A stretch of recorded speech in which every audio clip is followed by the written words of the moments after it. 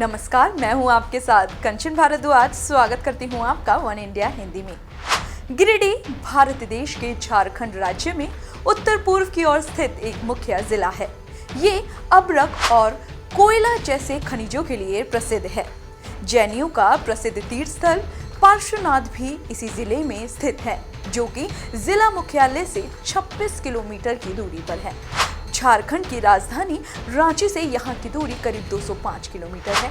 Nobel पुरस्कार विजेता और महान वैज्ञानिक सर जगदीश चंद्र बोस भी यहीं से थे। गिरिडीह झारखंड राज्य एक प्रशासनिक जिला है, जिसका मुख्यालय गिरिडीह शहर में है। गिरिडीह जिला दिसंबर 1972 को हजारीबाग जिला के विभाजन के तौर पर बना था। ये जिला उत्तरी छोटा नागपुर प्रमंडल के केंद्र में स्थित है। इसके उत्तर में बिहार राज्य के जमुई और नवादा जिले हैं। पूर्व में देवघर और जामताड़ा, दक्षिण में धनबाद और बोकारो तथा पश्चिम में हजारीबाग और कोडरमा जिले हैं। वर्तमान में गिरिडीह लोकसभा निर्वाचन क्षेत्र के अंतर्गत 6 विधानसभा सीटें आती हैं। गिरिडीह, डुमरी, गोमिया, बेरमो, टुंडी और बाघमारा, जिसमें गिरिडीह और डुमरी गिरिडीह जिले में आता है।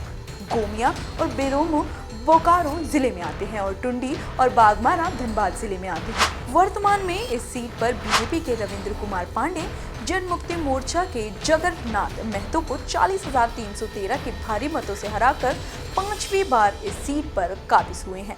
चलिए अब संसद में इनकी उपस्थिति और प्रदर्शन के बारे में बात की जाए। संसद में उपस्थिति के राज्य औसत 86% के विपरीत इनका व्यक्तिगत औसत 90% रहा है। इन्होंने अपने कार्यकाल के कुल 153 डिबेट्स में हिस्सा लिया।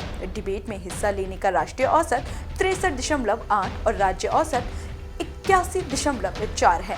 इन्होंने अपने कार्यकाल में संसद में कुल 466 प्रश्न पूछे, जो कि राज्य औसत 406 है और राष्ट्रीय औसत 273 के समक्ष एक बढ़िया आंकड़ा है।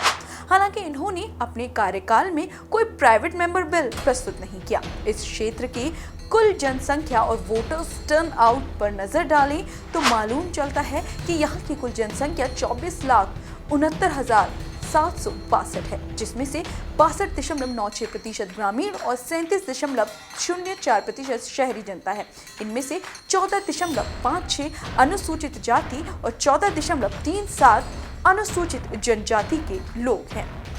2014 में वोटर्स टर्नआउट रहा था यहाँ पर 9,59,957, जिसमें से 5,31,267 पुरुष और 4,38,730 महिला मतदाता थे, जबकि कुल निर्वाचक 15,15,137 थे, जिसके अनुसार इस क्षेत्र को पोलिंग प्रतिशत 64% रहा। आंकड़ों की माने तो 2004 से लेकर अब तक इस इलाके में बीजेपी का पलड़ा भारी रहा है।